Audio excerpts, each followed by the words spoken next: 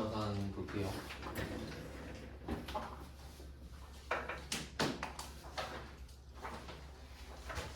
이제 74번 같고요. 15페이지. 제목이 이번에 15페이지 74번까지 받고 75번부터 보겠습니다.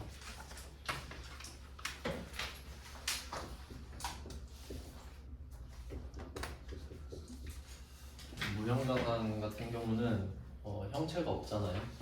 그래서 보통은 권리를 말합니다. 당연하겠죠. 형체가 없는데 자산이 되려면 이름이 보통 권자로 끝나요. 실용신안권, 상표권 이런 패턴이죠. 권자로 주로 끝나는데 뭐 예외가 하나 있거든요. 전세권은 예외가 되고 권자로 끝나는 것 중에 전세권만 아니라고 생각하시면 됩니다. 전세권째는 기타 비유동자산으로 빠지나 그런 식으로 이게 이론에서 제일 좀 풀기에 그지 같은 문제가 막 권자로 끝나는 걸 쭉 널어놔요. 한 8개. 그리고 이 중에 무형자산은 몇 개인가 뭐 이런 문제 보셨죠? 거기다가 전세권 하나 껴놓을 수 있거든요. 함정으로. 전세권은 아닙니다. 이건 민법상 권리예요. 그 물권이라고 하는데 뭐 회계상 무형자산으로 보진 않습니다. 이렇게 뭐 이름으로는 이렇게 볼 수 있고 그 다음 개정 과목으로 보면은 어제 나왔죠. 영업권도 나왔고 그리고 개발비 요 두 개가 조금 중요한 주제입니다. 무형자산에서는 뭐 어제 설명드렸고요. 그 다음에 특징을 보면은 특징은 잔존가치가 없다요.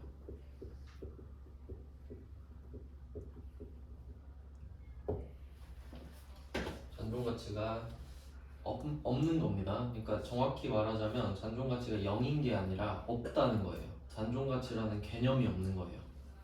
그러니까 이게 왜 그러냐면 유형자산이랑 한번 비교해 보시면은 유형자산은 잔존가치가 있거든요. 그러니까 0이라도 잔존가치가 있어요. 그럼 왜 유형자산은 잔존가치가 있냐면 형체가 있어서 그래요. 그러니까 이 개념이 실제로 사용하는 기간이랑 내용연수랑 보통 다르잖아요. 실제 사용 기간이랑 회계상 내용연수가 보통은 똑같을 수가 없겠죠. 내가 자동차 사가지고 내용연수 5년 동안 감가상각을 해요. 근데 딱 5년 쓰는 건 아니잖아요. 보통은 더 쓰죠. 자동차 한 대 산 김에 최대한 굴릴 거 아니에요. 그러니까 잔존가치라는 개념이 이거를 갖고 있어야 돼요. 개념을 잔존가치가 있는 상태에서 자동차를 계속 쓰니까. 그러니까 회계상으로는 가치가 다 떨어졌는데 실제로는 더 쓰고 있기 때문에. 근데 무형자산 같은 경우는 권리잖아요. 권리. 그러니까 5년 동안 권리를 줬다. 그럼 5년 뒤에 끝이죠. 그러니까 잔존가치가 있을 이유가 없죠. 그 다음에 두 번째는 상각방법. 상각방법. 유형자산은 감가상각이라고 하고 무형자산은 상각이라고 합니다. 그럼 이때 무형자산의 상각방법은 첫 번째, 합리적인 방법을 써라. 합리적인 방법은 당연하죠. 정액법을 쓰든 정률법을 쓰든 뭐 생산량 비례법을 쓰든 있는 거 다 써도 된다. 합리적이라면. 근데 이 합리적인 방법이 절세는 아니었죠. 네, 그렇게 쓰면 되는데 근데 만약에 내가 합리적인 방법을 모르겠다 선택장애다 하면 그땐 정액법을 써라 라고 돼 있습니다. 네, 요게 또 포인트가 되겠죠. 유형자산 같은 경우는 합리적인 방법으로 해야 돼요.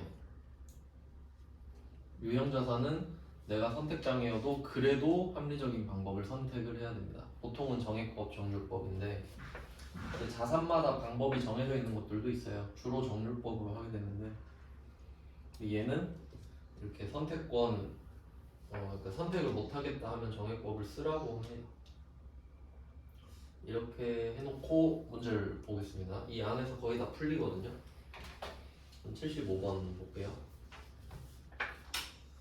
75번에 무형자산에 대한 거 틀린 거 찾는데 산업재산권 뭔지 모르겠는데 권자로 끝나죠. 맞는 것 같고 개발비는 알고 있죠. 소프트웨어도 뭐 나름 대표적인 거거든요. 얘도 맞고요. 그 다음 2번 가겠습니다. 75번은 2번 상각 배상 금액은 그 자산의 추정 내용 연수 동안 체계적인 방법, 이게 뭐 합리적인 방법이라고 할게요. 비용으로 배분하여야 한다. 맞는 말이죠. 그 다음에 3번 무형자산의 감가상각. 일단 이거 자체도 틀렸는데 감가상각이란 말 자체가 틀렸어요 사실. 근데 뭐 그거는 차치하더라도 취득가액의 10%로 한다? 없다 그랬죠. 완벽한 오답이네요. 완벽한 오답. 맞는 게 하나도 없어요. 75번은 답이 좀 쉽게 나왔죠. 3번. 그러니까 일부러 3번 문제 감가상각이라 한 것 같아요. 완벽하게 오답 만들려고.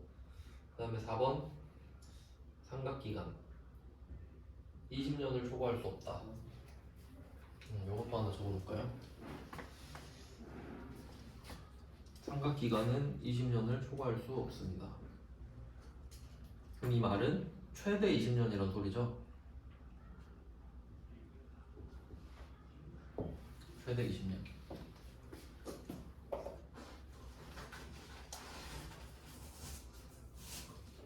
그리고 이거 지문 볼 때 요령이 하나 있거든요. 이게 딱 적용하기 좋은 건데 75번에 4번 선지 있죠. 이거 되게 알아놓으면 편해요. 모든 시험에 다 써먹을 수 있거든요. 75번에 4번 보면은 상각기간은 관계, 법령이나 계약에 정해진 경우를 제외하고는 이렇게 돼 있죠. 그럼 관계부터 제외하고는까지 괄호를 쳐보세요. 관계부터 제외하고는까지. 자, 그리고 얘를 빼면 돼요. 왜냐면 제외하라고 그랬잖아요. 이거 제외하라고 그랬죠. 그럼 볼 필요가 없잖아. 그리고 이런 거는 통째로 날리시면 돼요. 이런 거 뭐 제외하고는 뭐 빼고는 이런 말 하면 그럼 결론은 상각기간은 20년을 초과할 수 없죠. 이렇게 보면 돼요. 이런 거 일부러 이렇게 많이 내거든요. 그다음 76번 갈게요. 76번은 1번 잔존가치는 없는 것을 원칙으로 합니다. 뭐 예외도 있겠는데 원칙은 그렇다는 겁니다. 그다음에 2번 내용연수는 법적 내용연수와 경제적 내용연수 중 짧은 것으로 한다. 요거는 좀 이해를 하셔야 되는데 공식 만들어 볼게요. 미니멈 써서 법적 내용연수랑 경제적 내용연수 이렇게 해볼게요. 법적 내용연수랑 경제적 내용연수 둘 중에 짧은 걸로 하라 그러거든요. 그럼 한번 예를 들어보죠. 이야기를 넣어야 이해할 수가 있겠죠. 그럼 보통 법적 내용연수로 주는 게 특허가 가장 대표적입니다. 특허권 들어보셨죠? 제약회사 있잖아요. 약 만드는 회사에서 신약을 개발한 거예요. 세상에 없던 약을 개발한 거예요. 그러면 얘가 특허를 내고 당분간은 지만 그 약을 만들 수 있거든요. 그러면 그 특허 기간 동안 돈을 싹 쓸어 모으죠. 대표적인 게 화이자에서 만든 비아그라가 있죠. 뭐 그런 식으로. 그러면 법적 내용 연수는 특허권으로 보장을 받는 거죠. 근데 이 비슷한 약을 옆에 경쟁 회사에서 더 좋은 걸 만들어 버린 거예요. 그럼 만약에 내가 특허를 20년을 받았다고 할게요. 법적 내용 연수 20년. 근데 2년 뒤에 나보다 더 좋은 약을 만들어 버린 거예요. 그러면 이제 내 특허는 의미가 없어지죠. 그럼 그게 경제적 내용 연수예요. 경제적 내용 요소는 2년이죠 그럼. 근데 법적으로 20년을 보장해주면 뭐합니까? 돈을 못 버는데 이제. 그러니까 상식적인 거 맞죠? 둘 중에 짧은 걸로 하는 거. 네, 그리고 그 만약에 경제적 내용 연수가 50년이다. 그러니까 50년 동안 아무도 개발을 못했다 해도 20년 동안밖에 법으로 보장을 안 해주잖아요. 그럼 20년이 지나면 다른 회사에서도 이 약을 만들 수 있습니다. 바이오시밀러라고 들어보셨죠?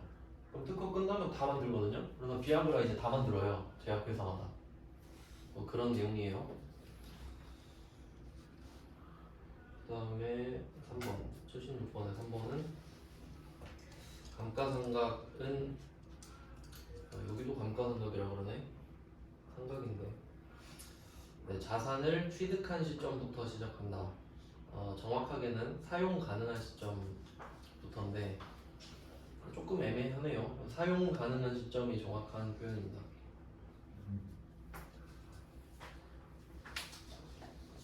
사용 가능한 시점 조금 애매하긴 하죠. 그러니까 보통은 자산을 취득할 때부터 사용할 수 있긴 있잖아요.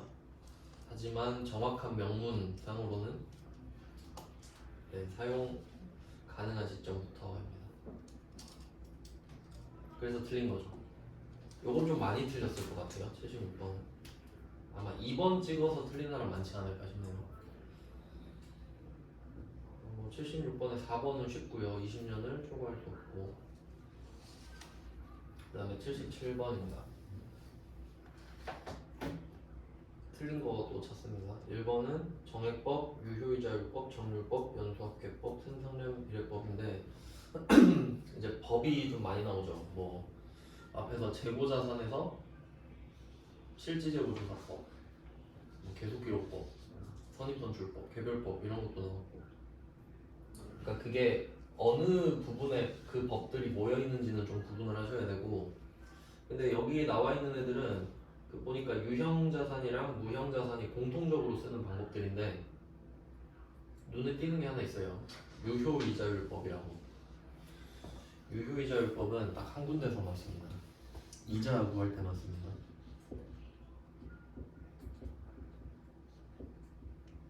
유효이자율법은 딱 한 군데서만 써요. 이름 안에 들어있잖아요. 이자라고. 이자 구할 때만 씁니다. 그러니까 감가상각이나 상각에서는 안 쓰죠. 그러니까 함정을 섞어놓은 거고요. 유효이자율법은 사채에서 보게 될 겁니다. 사채. 사채가 돈을 빌려주고 빌리는 거니까 유효이자율법만 빼도 돼요.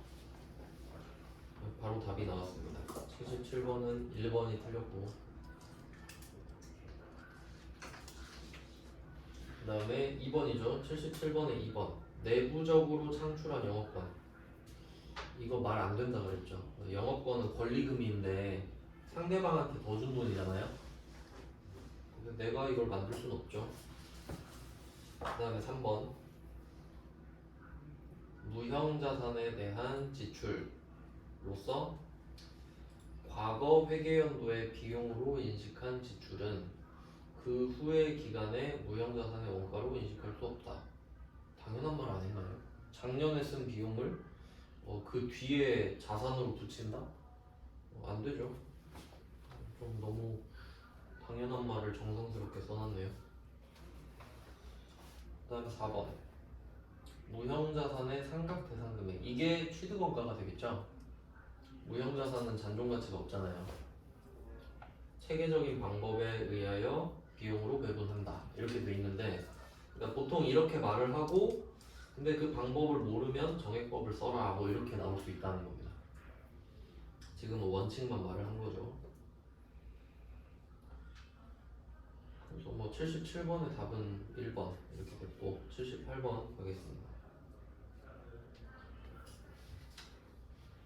78번은 무형자산에 대한 설명으로 틀린 거 1번 영업권인데, 영업권은 외부에서 취득한 것만 영업권이죠. 맞고요. 2번 무형자산은 인식기준을 충족하지 못하면 이런 말 나오면요 개발비라고 보시면 돼요. 인식기준 갑자기 나오면은 그 연구비, 개발비 이렇게 보시면 되거든요. 근데 개발 쪽에서 인식기준을 충족하지 못하면 비용 처리했죠. 그 경상 연구개발비 충족하면 개발비 이렇게 갔죠. 맞는 말이고. 그 다음에 3번 개별적으로 취득한 경우 매입 가격에 매입 부대 비용을 가산하는 경우 요거는 무형자산뿐만 아니라 모든 자산에 해당되는 말이죠. 그 다음에 4번 이게 틀렸네요. 합리적인 상각 방법을 정할 수 없으면 정액법을 쓰라고 그랬죠. 뭐 외워놓으면 바로 답이 보이죠. 그 다음에 16페이지 가겠습니다.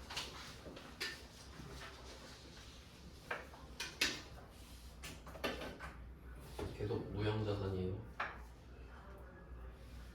79번 역시 틀린 거 찾습니다. 삼각기간은 이거 한번 알려드렸죠. 독점적 배타적 권리를 부여하고 있는 관계 법령이나 계약에 정해진 경우를 제외하고는 나왔죠. 그냥 싹 날리고 20년을 초과할 수 없다. 맞죠? 그다음 2번 내부적으로 창출한 영업권은 말 안 되죠? 얘는 그냥 뭐 틀린 걸 텐데 미래 경제적 효익을 창출할 수 있다면 이런 거 속으면 안 되죠. 내부적으로 창출한 영업권은 말 자체가 안 되니까 자산이 될 수가 없어요. 절대로. 회계는 쓴 돈에 기반하기 때문에 내가 막 뇌피셜로 이거 1억이다 해봤자 아무도 안 믿어요. 내가 1억을 주고 저 권리금 1억 줬어요 해야 믿어주죠. 그 다음에 3번 합리적인 상각 방법을 정할 수 없는 경우에는 정액법을 사용한다. 맞죠? 그럼 이걸 오답으로 만들면 무형자산은 정액법을 사용한다. 이건 틀린 말이죠. 합리적인 방법 한번 사이즈 재보고 도저히 모르겠으면 그때 정액법을 써라. 뭐 이런 식이죠. 그 다음 4번 전종가치는 없는 것을 원칙으로 합니다. 그다음 80번 갈게요. 80번 합리적으로 배분한다. 이게 상각이죠. 다양한 방법을 사용할 수 있죠. 모르면 정액법 쓰라 이거지. 맞는 말입니다. 180번은 1번이 답인 것 같은데요. 그럼 이거 맞다고 치고 다른 것도 좀 볼게요. 2번 무형자산이 법적 권리인 경우 보통은 그렇죠. 법적 권리 기간이 경제적 내용 연수보다 길다. 이거 독해 문제입니다. 지금 법적이 경제적보다 길죠. 근데 둘 중에 짧은 거 쓰라고 그랬죠. 그럼 경제가 이기죠. 이렇게 돌려서 말을 하네. 그러면 유효한 거는 경제적 권리 기간이 되겠죠. 둘 중에 짧은 것만 되니까. 뭐 이거는 그렇게 틀렸습니다. 아까 한번 나왔죠. 비슷한 거. 똑같은 내용. 그 다음에 3번 계속 나옵니다. 지금 내부적으로 창출된 영업권 이건 존재할 수 없다 그랬죠. 틀렸죠 이건. 절대 그 금액을 합리적으로 추정할 수 없습니다. 돈을 안 썼기 때문에. 그 다음에 4번 연구 단계에서 발생한 지출은 모두 발생 즉시 비용으로 인식하는 거 맞죠? 그리고 개발 단계에서 발생한 지출은 모두 무형자산입니까? 선을 넘어야 자산이고 못 넘으면 비용이었죠. 그게 자산 인식 기준이잖아요. 그러니까 모두가 틀렸죠. 모두가. 자산 인식 기간을 충족한 지출은 정도로 정리하시면 되겠고. 그다음 81번입니다. 상각 방법에는 유효이자율법 뭐 이런 터무니없는 거나 뭐 선입선출법 이딴 것만 안 나오면 되죠. 대충 보니까 틀린 거 없는 것 같고요. 그리고 연수합계법도 좀 기억해 두시면 좋은데 연수합계법은 지금 계산 문제가 안 나와서 안 풀었지만 이름은 좀 알아두세요. 연수합계법. 이게 그 감가상각 방법을 3개 알아야 된다라고 하면 뭐 감가상각 또는 상각 방법 1등이 정액법. 요거는 모르면 안 되죠. 정액법은 절대 모르면 안 돼요. 그 다음에 2등이 정률법. 이 정도는 알아야 됩니다. 정액법, 정률법은 기본인데 한 개만 더 해라 라고 하면 연수합계법이거든요.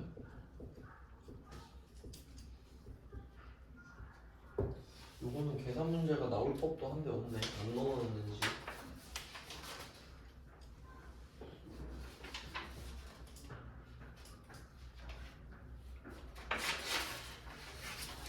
자, 그럼 이 3개의 특징을 한번 볼게요. 그 감가상각, 그러니까 상각은 어차피 잔존가치가 없는데 감가상각은 잔존가치가 있잖아요.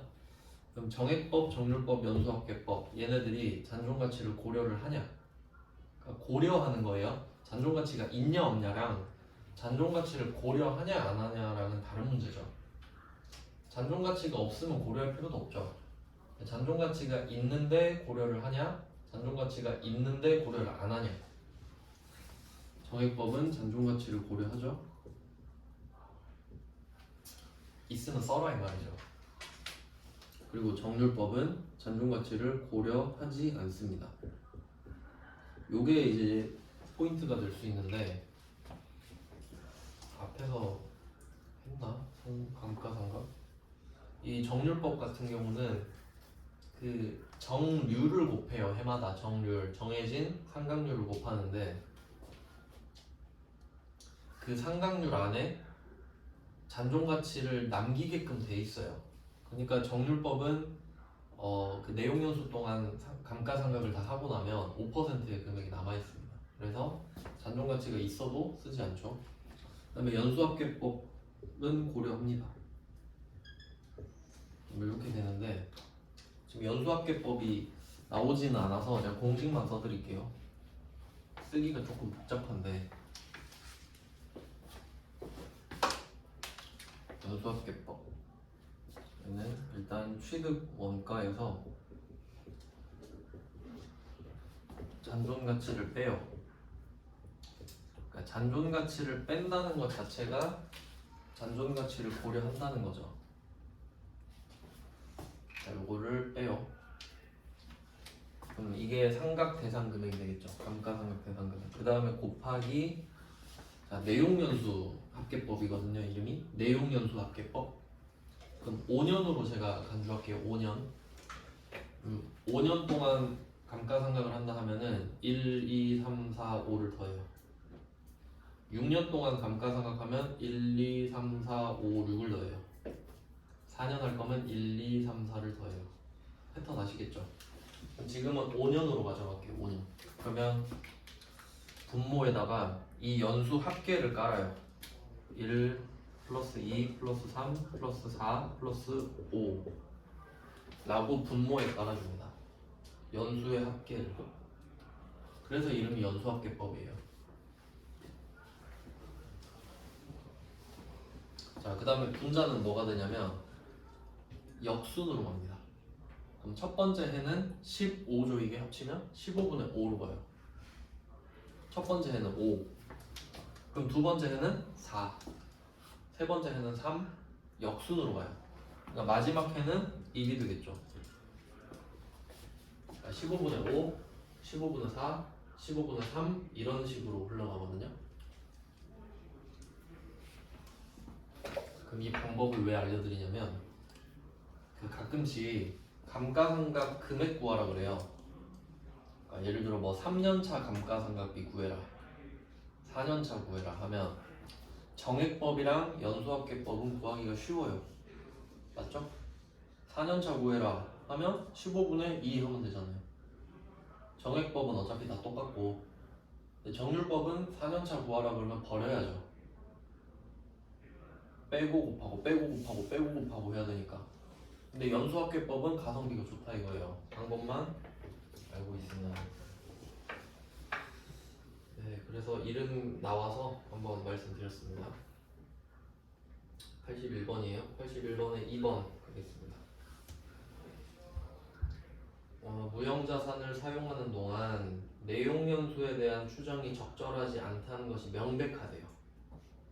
처음으로 5년 잡았는데, 법적으로 5년 잡았는데 경쟁사가 2년 만에 약을 만드는 거예요. 그럼 이제 2년이죠. 바꿔야 되죠, 2년으로. 근데도 상각기간은 변경할 수 없다? 아니겠죠. 이 말이 맞으려면 80번에 2번을 이겨야 되는데 상충하죠. 법적 권리기간으로 받아도 경제적이 더 짧으면 그걸로 해야 된다 했잖아요. 어느 정도 상관관계가 있는 말이겠죠. 그 다음에 81번에 3번 무형자산의 잔존과 또 나왔고요. 그 다음 81번에 4번. 그럼 81번은 답이 2번이에요. 이미 변경할 수 있다죠.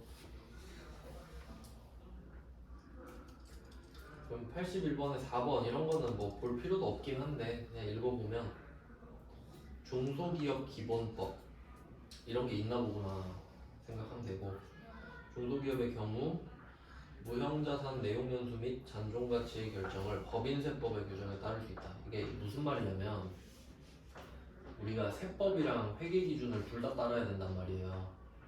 회계할 때는 회계 기준, 세금 낼 때는 세법 따라야 될 거 아니에요. 그러면 처리를 2번 해야 되죠. 회계 기준 맞춰서 한 번, 법인세 맞춰서 한 번. 근데 중소기업은 그런 게 힘들 거 아니에요.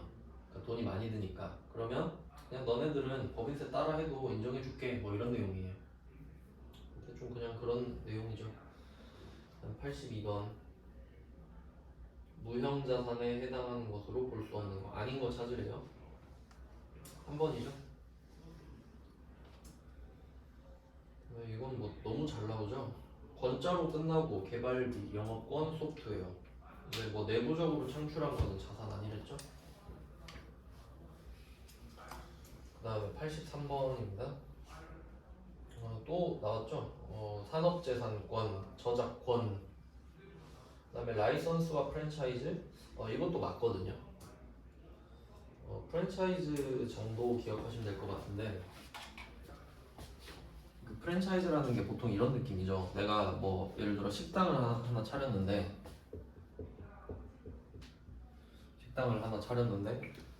너무 잘 돼요. 그 뭐 맛있어가지고 그럼 돈 많은 사람이 와가지고 저 그 비법 좀 알려주세요. 돈 드릴 테니까 저도 그 간판 좀 쓰게 해주세요. 이런 거죠. 그러면 내가 프랜차이저가 되는 거예요. 내가 이제 주인이니까. 그럼 밑에 한 명 생겼죠? 여기가 프랜차이지. 이렇게 늘려가는 패턴이죠. 그러니까 간판은 똑같죠. 간판은 똑같은데 비법만 알려주고 내가 관리해주고 너 수익의 몇 프로 나한테 줘, 이런 구조잖아요. 그럼 내가 이 프랜차이즈를 갖고 있어요. 그러면 이거 무형자산 맞죠?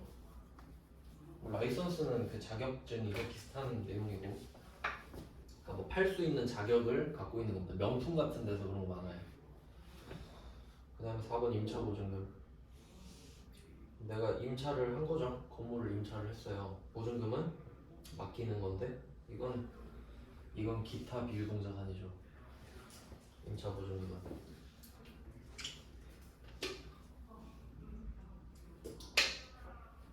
그러니까 무형자산은 형체만 없어서 되는 게 아니라 그거 자체로 뭔가를 창출할 수 있어야 돼요. 근데 임차 보증금은 그냥 맡겨놓은 돈이잖아요. 그거 자체가 뭔가를 생성해내진 않죠. 이자도 못 받고. 그 다음에 84번 무형자산의 인식 요건. 요건 외우셔야 되는데 답이 2번이에요. 요건 조금 어렵습니다. 그러면 2번은 아닌 거예요. 그러면 무형자산의 인식 요건은 3개죠. 식별 가능성, 통제 가능성, 미래 경제적 효익의 유익 가능성. 이게 뭔 뜻이냐면 식별 가능성은 그 알식자예요. 알식자. 그러니까 인식한다 그러고 지식 뭐 이런 말 하죠. 별은 달을 별자 아니에요. 그러니까 다름을 인식할 수 있어야 된다. 네 거냐 내 거냐 인식을 할 수 있어야 돼요. 왜냐면 유형자산 같은 경우는 그러니까 여러분이 휴대폰 갖고 다니면은 사람들이 여러분 건지 알죠. 갖고 다니니까 그럼 식별을 할 필요가 없잖아요. 근데 무형자산은 권리잖아요. 그러면 뭐 누가 무슨 특허 갖고 있는지 알 수가 없죠. 그러니까 어떻게 식별을 할 수 있게끔 해라 이런 말이죠. 그 다음에 통제 가능성. 이건 뭐 자산의 기본적인 속성인데 여러분 갖고 있는 휴대폰 나만 쓸 수 있죠. 남들 못 쓰게 할 수 있죠. 그게 통제 가능이잖아요. 당연히 무형자산도 그렇죠.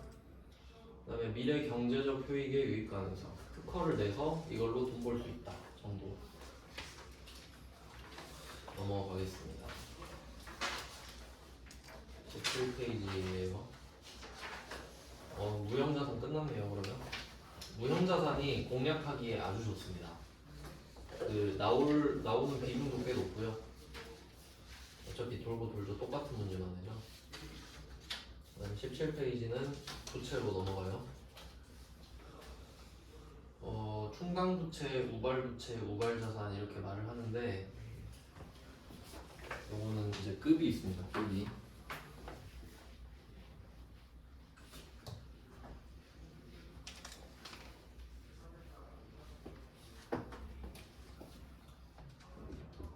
자산, 부채.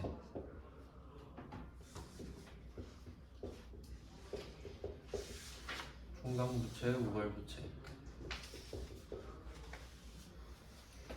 뭐 우발자산. 뭐 이런 게 있다고 합시다. 충당부채, 우발부채, 우발자산, 그리고 자산부채도 적었어요. 그럼 얘는 어떻게 되는 거냐면 자산이랑 부채는 측정하는 겁니다. 측정. 얘네들은 측정.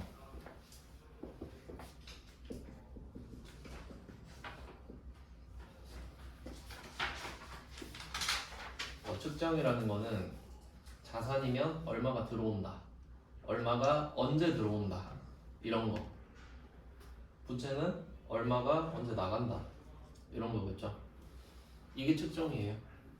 날짜랑 금액. 그럼 충당부채는 얘는 추정입니다. 추정.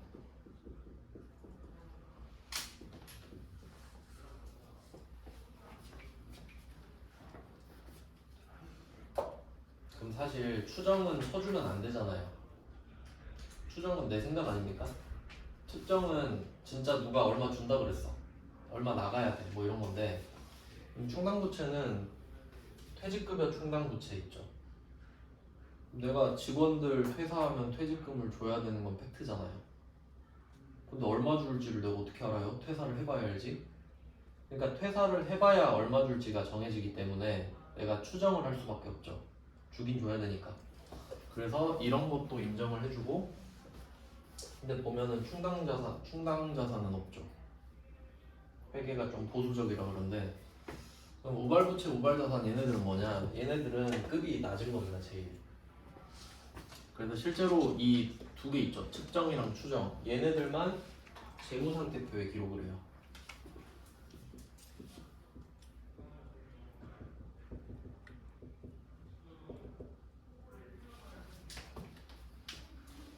그러니까 퇴직급여 충당부채를 배웠던 겁니다. 재무상태표에 있으니까. 그럼 반대로 우발부채 배운 적 없죠? 없으니까. 그럼 얘네들은 뭐냐면 얘네들은 그 주석에 기재하거든요. 주석에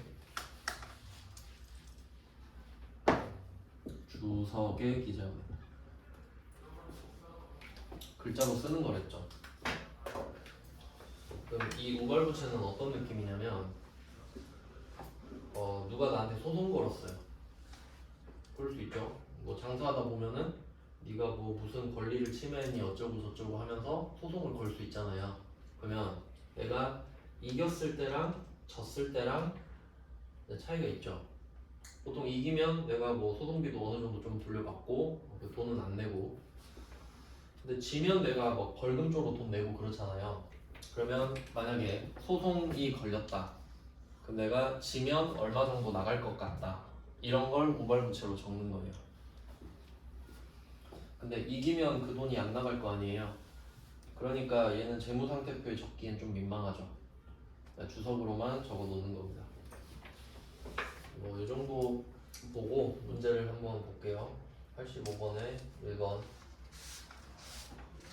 우발부채는 부채로 인식하지 않으나 우발자산은 자산으로 인식한다.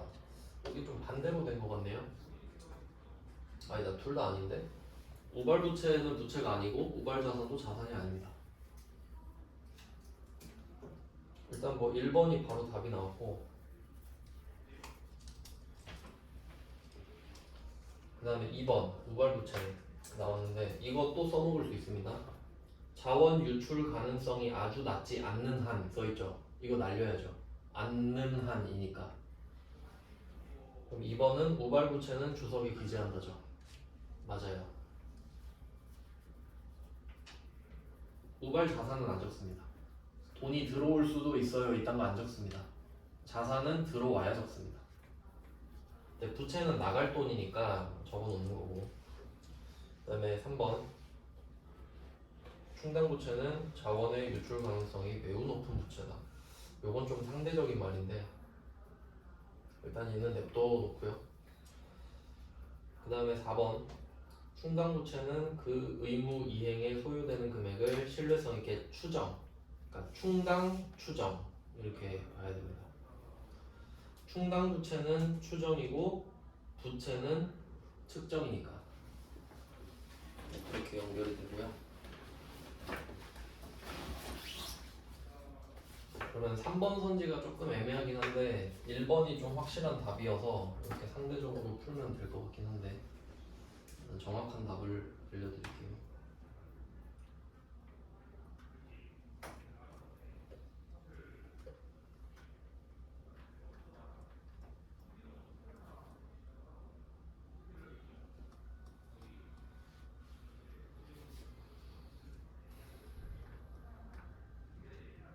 네, 1번 우발자산은 자산으로 인식하지 않는다 이렇게만 써있네요.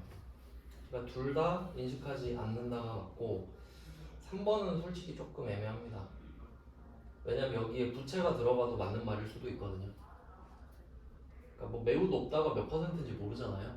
이렇게 말장난을 좀 치는데, 그러니까 이 3번 같은 거는 마지막에 결정해 주시면 돼요. 다음은 86번 교수입니다. 유동부채 찾으래요. 내년까지 갚아야 되는 돈들이죠. 첫 번째 단기 차입금 맞죠? 그리고 미지급 비용 나오는데 요거는 제가 4종 세트 있다고 말씀드렸죠.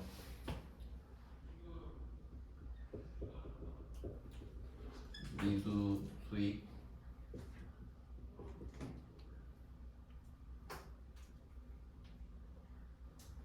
선수 수익, 미지급 비용,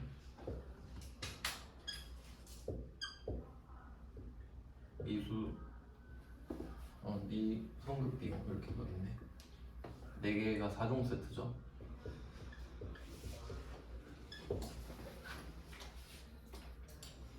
그러면 이때 이름이 다 수익이랑 비용으로 끝나는데 사실 그것보다는 앞에 글자들이 중요하죠.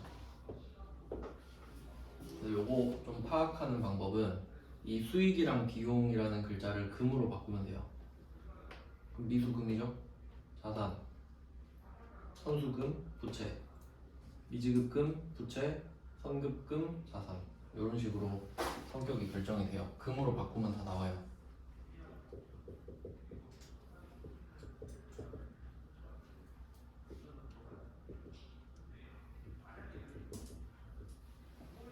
이렇게 되는데 얘네들은 4개 다 있잖아요. 4개 다 유동입니다. 자산이든 부채든 무조건 1년 안에 해결이 되기 때문이에요.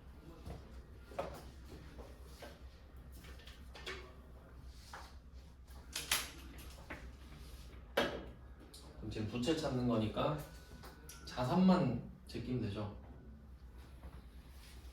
그럼 미지급 비용은 맞고 선급 비용은 아니네요. 선급 비용은 자산이니까.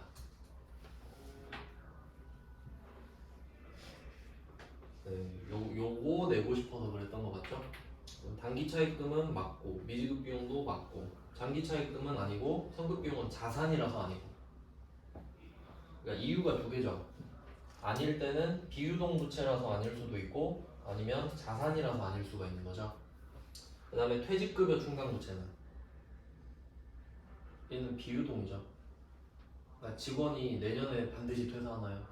그건 아니지. 언젠간 퇴사하겠지 정도죠. 그래서 이거 비유동 부채 중에 중요한 게 두 개 있단 말이에요.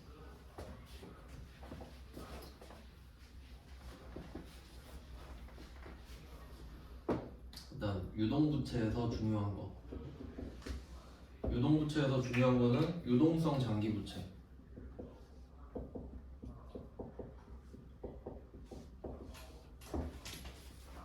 유동성 장기부채는 유동부채죠.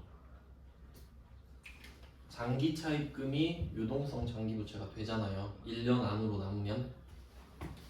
그리고 비유동부채. 비유동부채에서 조심하셔야 될 거 사채, 퇴직급여 충당부채.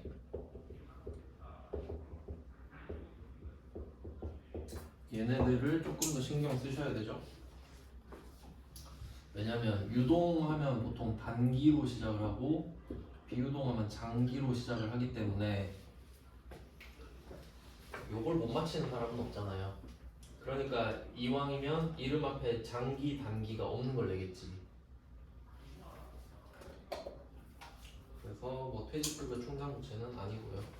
답은 간단하네요. 1억 500입니다.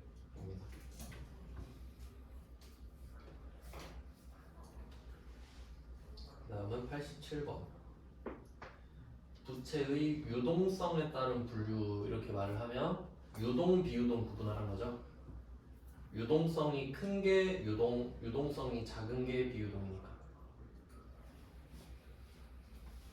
그러면 방금 알려드렸으니까 딱 보여야 되죠. 사채랑 퇴직급여 충당부채랑 장기차입금이 편먹으면 되겠네요. 그리고 선수금이랑 선수수익이랑 둘 다 유동입니다. 그러니까 세트로 같이 기억하시면 되겠죠. 금자로 바꾸면 성격이 똑같고 다 유동입니다.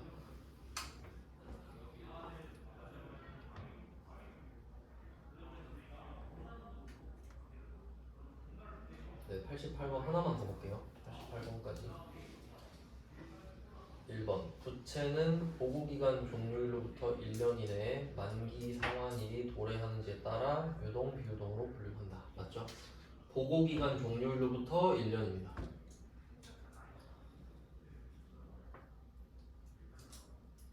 이게 기본적인 기준이 되고요. 그 다음에 2번. 정상적인 영업주기. 이것도 들어보셨죠? 자산에도 적용되니까 부채에도 되지 않겠어요?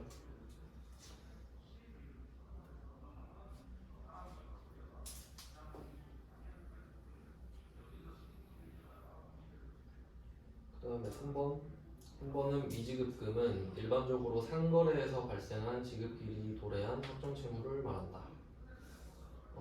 미지급금인데 상거래가 영업이라고 보시면 되거든요. 그럼 우리 입장에서 그 미지급금은 부채니까 요거랑 관련되려면 원재료 이야기 나와야겠죠. 그럼 일반적인 상거래에서 발생한 건 원재료를 매입하는 걸 텐데 거기서 발생한 확정 채무는 매입 채무라고 그러죠. 매입 채무.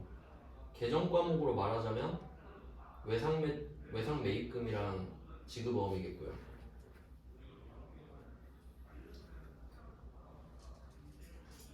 네, 그 다음에 4번입니다.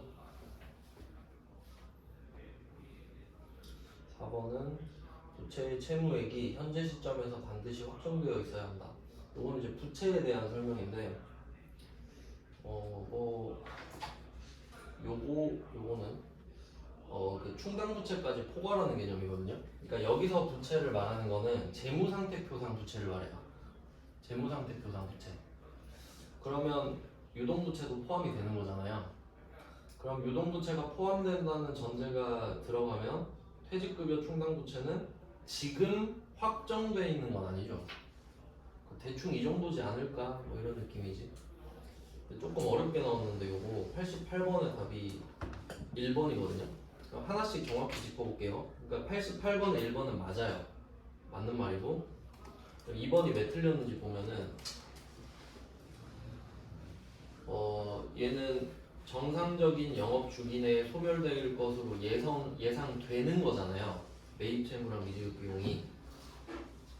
그러면 1년 이내에 결제되지 않으면 비유동이다? 정상적인 영업 주기 내라면 유동이죠. 자산이든 부채든. 그러니까 결제되지 않아도 유동부채로 한다 이렇게 고쳐야 돼요. 조금 어렵게 냈네요. 그러니까 둘 중에 하나다 이 말이죠. 그러니까 이거는 어떤 식으로 보시면 되냐면 그 유동을 잡는 개념이 1년이랑 정상적인 영업주기 있잖아요. 1년 정상적인 영업주기.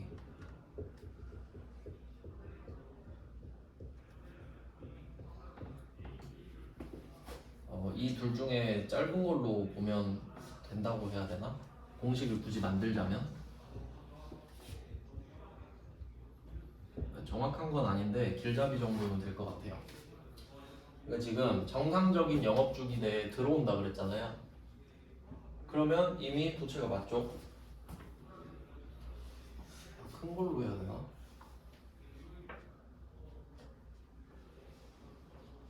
큰 걸로 가야겠다. 큰 걸로. 죄송해요. 맥스로 바꿀게요. 맥스로. 그러니까 1년이랑 정상적인 영업주기 중에 큰 걸로 보겠다. 이렇게 해석해야겠죠. 그러니까 만약에 우리가 만드는 물건이 3개월 만에 만들어지는 거예요. 3개월 만에. 그러면 영업주기가 뭐 한 반년 정도밖에 안 될 거 아니에요. 그래도 1년으로 봐주죠. 큰 걸로. 근데 만약에 내가 배 만들어. 배 만드는데 2년 반 걸려요. 그러면 3년이라고 봤을 때 3년으로 봐주잖아요. 그러니까 이렇게 대충 하면 이렇게 하면 맞네요. 큰 걸로. 네, 그렇게 보시면 되겠고. 그 다음에 뭐 미지급금은 상거래 외라고 하면 되겠죠? 상거래 외. 그럼 이거를 맞는 말로 바꾸고 싶으면 매입채무로 바꾸시면 되고요. 그리고 4번은 그 충당부채 때문에 이 말이 맞는 건 아닙니다. 충당부채는 반드시 확정되어 있는 건 아니죠. 나간다는 사실만 확정되어 있는 거예요. 충당부채는. 이렇게 해놓고 좀 쉬다가 계속 볼게요.